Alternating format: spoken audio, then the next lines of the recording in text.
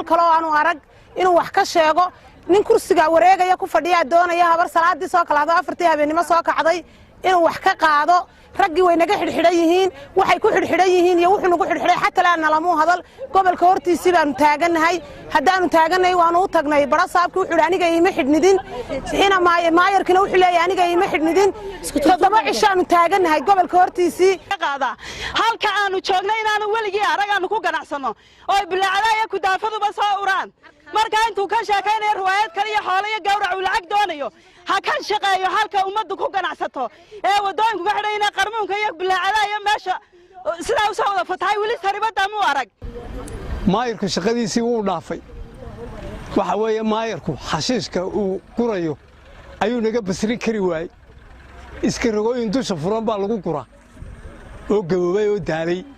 dadna suuqii wada khashin iyo wada fayris mu noqdo waxaan leenahay fayriskii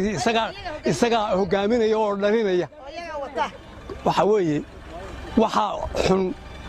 ee uu ka shaqeynayo magaalada ku khasbaya ee dadka ku khasbaya ka daayo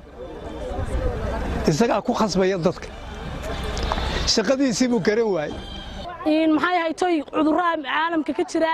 caalamka waa la buufiyay gobolada kale Soomaaliland mid walba waa loo buufiyay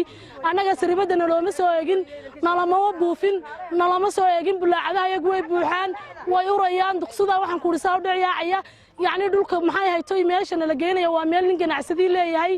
maxay haytay haduu leeyahay meel hagaagsan laga geynin cashuurtina waana laga qaadayaa miis iyo mid kasta soo qalitaan iyo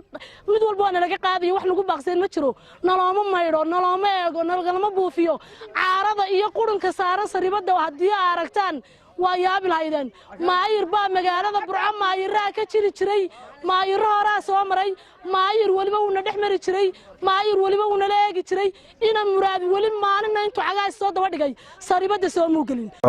magaalada